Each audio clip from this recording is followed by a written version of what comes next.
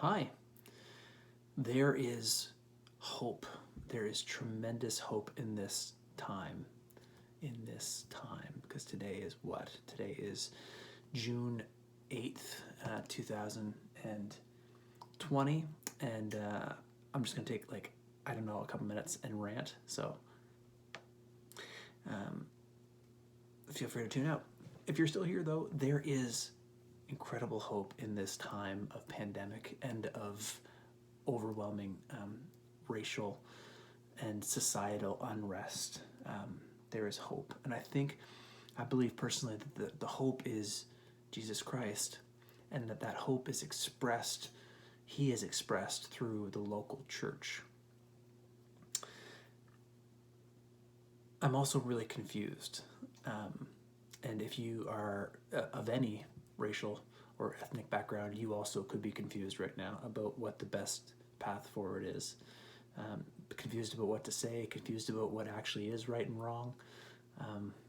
When I was in high school, which was about 20 years ago, I was part of a group that did a anti-racism video. Much Music, which was a music channel.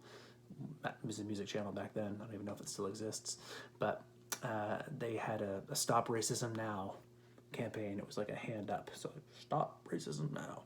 And so they had high school students from across the country of Canada create videos, and they submitted them.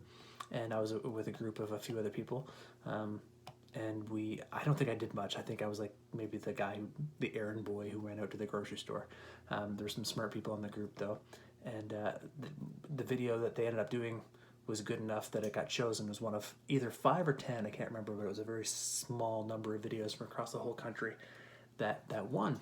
And we were able to fly from Moncton, New Brunswick as a group to Vancouver, British Columbia, which was amazing. It was super cool. And Prince Charles was at this like hoity-toity reception that we were at. It was very fancy, very schmancy. Stayed at a nice hotel. It was super cool. The video itself, what it was, a pretty basic concept, is there was a regular kind of like bleached white egg from the grocery store, standard one. And then there was also a same egg that we had spray painted black.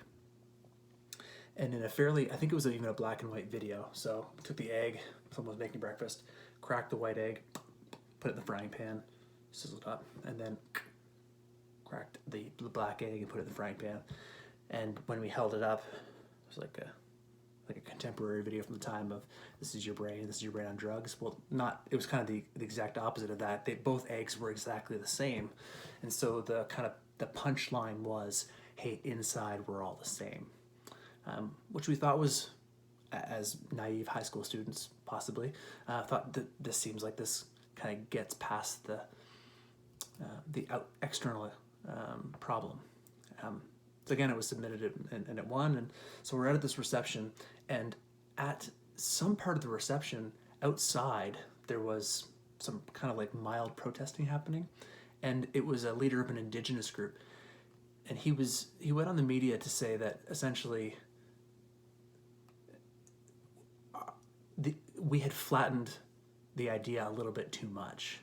So saying that inside we're all the same kind of erases the actual differences that we have, our lived differences, our literal, like physical, biological differences, our cultural differences. And to say that we're just all the same kind of erases all that, and not in a way that he felt was reparative or that was restorative, and kind of shamed us. And he probably was right. That's the thing, is it took me a while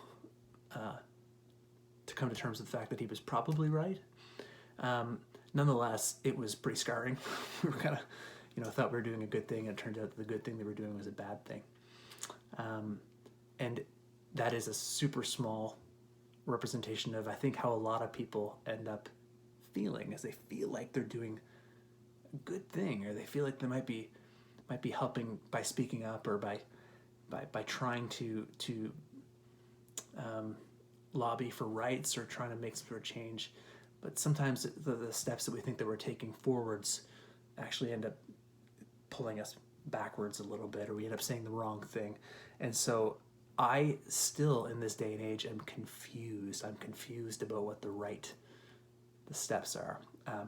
But I've heard a number of my black friends recently say that it's okay to be confused. And so I'm grateful. I'm grateful for that. And so if you haven't heard anybody say that yet, I think you can hear it from me that it's okay to be confused. It's probably not okay to be complacent, but it's okay to be confused. I think we're always going to be confused, and it looks like we're really going to be confused in this time, because even if our heart's in the right place, objective truth seems to be hard to get at. We don't seem to share the same data points with anybody. Nobody seems to look at statistics, like statistics about incarceration or statistics about economic standing, and actually interpret them the same way, so we don't trust them. We don't trust numbers. I don't know how that happened, but it seems to be true.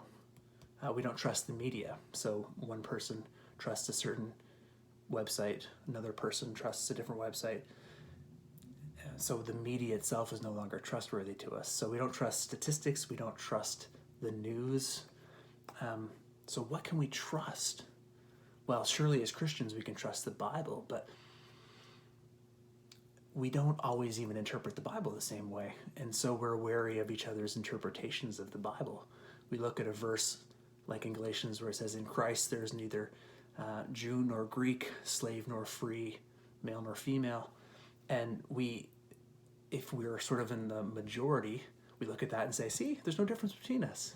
But if we're in the sort of a minority, or if we're in a disenfranchised position at all, we say, but the erasure of that means actually we need to be together and we need to be equal. We need a certain footing. And that could come down to theological understandings. It could come down to a whole bunch of things. But what I'm trying to say is, even if we try to use the Bible as a weapon, which sometimes I've been seeing far too often recently, we can use the same book and stab different people in different ways. So we don't seem to have any sort of objective truth. I know that it's out there, but I'm really lamenting the fact that we don't have a lot of it to share right now. But I said, hey, there's great hope at the very beginning of this. And if there's like 3 people that are still watching, I still believe that. And I think the great hope is, as I said, Jesus Christ and how he intends to use the local church. And I mean the church wherever we happen to be, which of course is a complicated topic in this day and age. What is the local church? You know, when I can go to church anywhere and be in community with whoever I choose to be, whether they're my next door neighbors or in Europe or in Asia or in North Carolina or in California or in Toronto. Like, the internet has made it so that the local church right now is a bit broad, which is, there's a lot of great things about, but the truth is that being in community, in worship with others, as expressed through Christ, I think is a real, I think it's the hope for us in the weeks and months to come. Not just listening to each other a little bit, but breaking bread with each other, breaking holy communion with each other. I think that's a huge step forward for us, and I think it's going to be really pivotal in the weeks and months to come and the years to come, because it's a huge road as we try to navigate what it really is like, maybe for the first time in a long time, maybe for the first time in our history, to be one in Christ. And so there is hope. It's okay to be confused, but let's work through this together. And that's all I had. That's all I really wanted to say. But I really wanted to say it, and I wanted to share my story a little bit to say that if you've made mistakes or if you're uncomfortable, that's okay. But don't give up. It's okay to be uncomfortable. It's okay to be confused. But let us not be complacent. Let's not be weary in well-doing in this season. Let's keep in communication with each other. Let's keep in communion with each other. And let's walk through this together, one in Christ.